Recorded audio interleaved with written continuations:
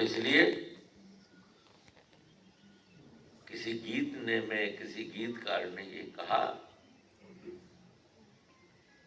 भगवान के लिए कहा, माता से अलग तेरी सूरत और क्या होगी। इस तरह का कोई गीत था कि जो माँ की सूरत है यही भगवान की सूरत है। और हमारे यहाँ तो ऐसी ऐसी भी कथाएं हैं कि भगवान द्वार पर आ गए, लेकिन वो अपनी माँ की सेवा में है, उनने भगवान को तकरार दिया, लेकिन पहले अपनी माँ की सेवा की। ये है सनातन धर्म। लेकिन आज कुछ विद्रूपता समाज में आ गई है। आज हम लोग पैसे के लालच में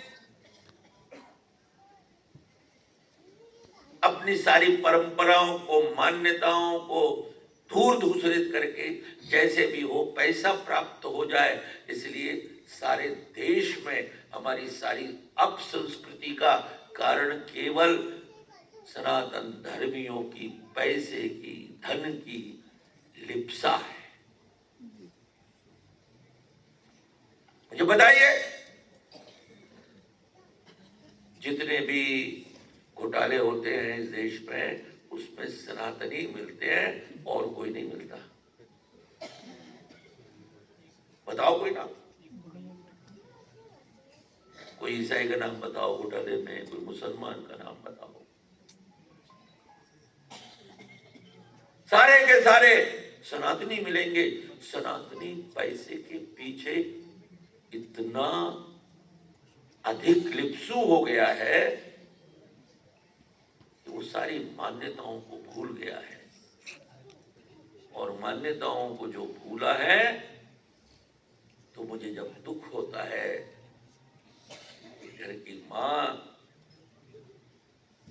अपने पुत्र के व्यवहार से दुखी होती है। और वैसे तो मेरा ये विषय नहीं है, ना मेरा विवाह हुआ, ना मैंने ससुराल देखी, मुझे ऐसा पता नहीं, लेकिन मैं ऐसा जैसा सुनता हूं बता सकता हूं कि पहले तो माता बेचारी, हम जैसे साधु महात्मा जाते हैं, महाराज जी कोई मंत्र पढ़ दो हमारे बेटे का ब्याह हो जाए, महाराज जी कोई मंत्र पढ़ दो हमारे बेटे का ब्याह हो जाए। तो हम उसे तंत्र मंत्र, अरे भैया ऐसा कर, इसका व्रत कर ले और ये धागा बांध दे, और जब शादी होके वो महामाई घर में आ जाती है, तो फिर जो माँ है वो सास हो जाती है। सास, मैंने कहा भाई तुम माँ की जगह सास क्यों हो गई? बोले स्वामी जी इसे देख के सांस फूलती है।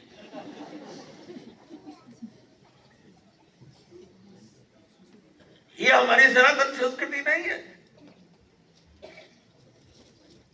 क्योंकि इतने आर्थिक दृष्टिकोण हो गया है हर व्यक्ति का, मरने के लिए भी जा रहा होगा तो भी भगवान का नाम नहीं लेगा, कुछ मिल जाए।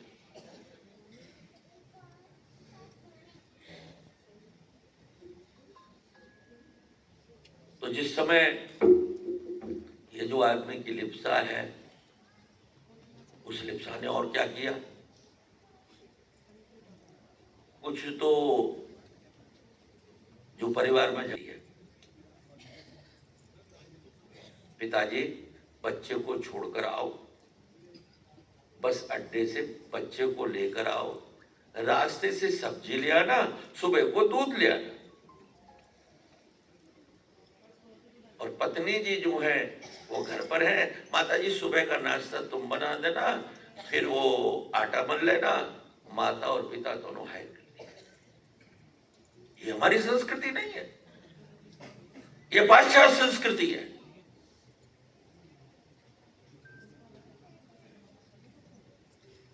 आज हिंदुस्तान में जो दुख है, मैं ये नहीं कहूंगा नेताओं की तरह यहाँ सुख है, यहाँ बहुत लोग दुखी हैं। क्योंकि मेरे पास तो 100 में 99.9% दुखी आते हैं। अब सुखी लोग प्रेम अग्रवाल के पास पहुंच जाते हो तो मुझे पता नहीं।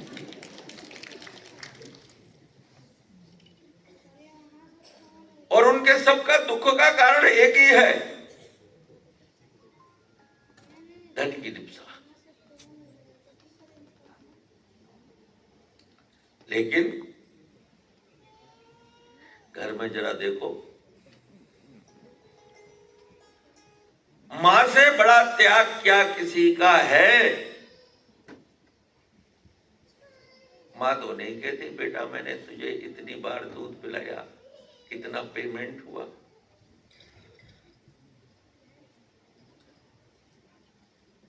मां तो नहीं कहती बेटा मैंने जाड़े में तुझे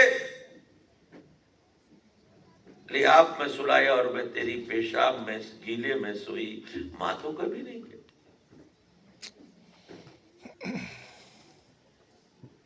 लेकिन हमारे यहाँ का सनातनी जरूर कहता है, अरे माता माँ तू हमारी मैडम से हमेशा लड़ती है। मैडम से माँ लड़ती है,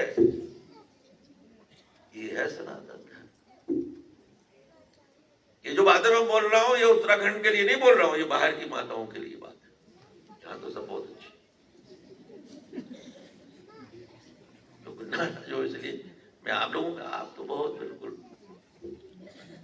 बिल्कुल भारतीय नारी है।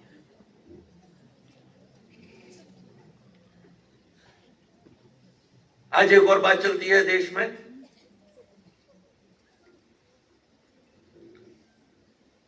नारी को 33% आरक्षण देना चाहिए। और वैसे हमारे पहाड़ की माताएं कुछ करे ना करे, लेकिन आंदोलन करने में मैंने देखा है बहुत आगे है।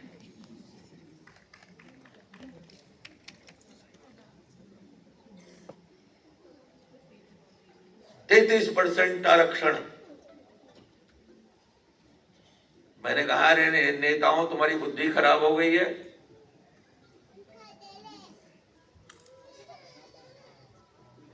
अरे मेरे देश में तो माताओं को 100% आरक्षण है, 100% सम्मान है। तुम 33% क्यों करना चाहते हो? ये नेता बहुत खराब कौम है और ये राजनेता केवल लड़ाते हैं लोगों को, और किसी भी दल के हो।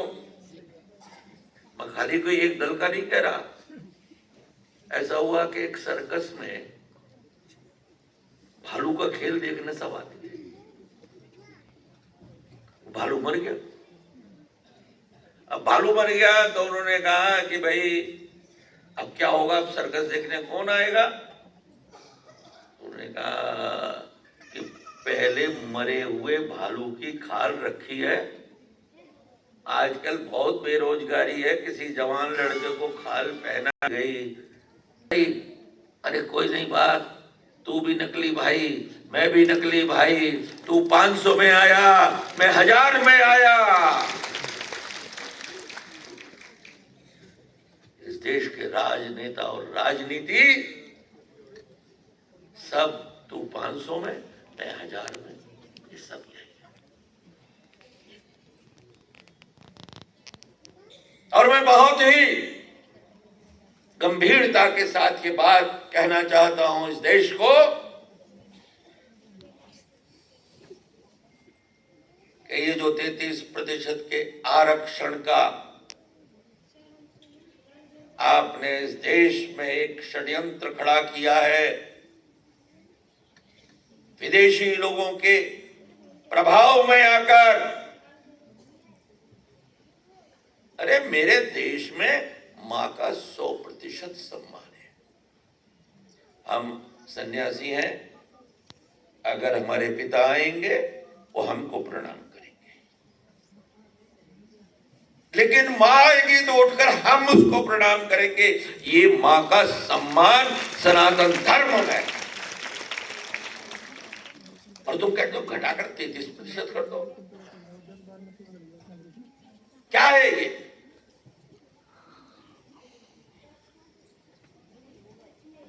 इसलिए मैं महिला आयोग की अध्यक्ष और यहाँ के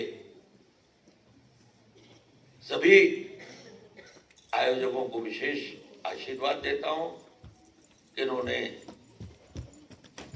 महिला आयोग के माध्यम से प्रतिभाओं का सम्मान किया है। प्रतिभा का सम्मान होना ही चाहिए। अब यहाँ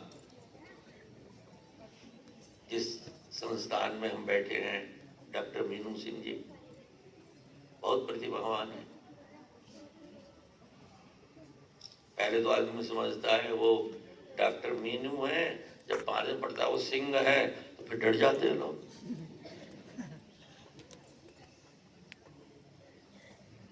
गीता खन्ना जी हैं, इन्होंने भी बहुत अच्छा, हमारे मेयर साहब हैं यहाँ के, हमारे संघ के कार्यवाह जी हैं, और ये हमारा कोई मंच संचालन कर रहा था, मुझे जानता तो नहीं, लेकिन इतने श्लोक इसको याद है,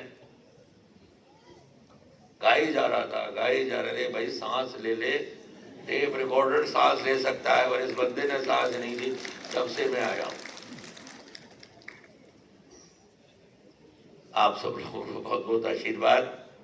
जिन लोगों को आज यहाँ सम्मानित किया गया है, मैं उन सब के लिए भगवान सांब सदाशिव भूत भावन भूतेश सिद्धेश्वर भगवान से प्रार्थना करता हूँ कि उनके जीवन में सब प्रकार की सुख समृद्धि वैभव का प्राकट्य हो और सभी को जीवन में सुख शांति मिले।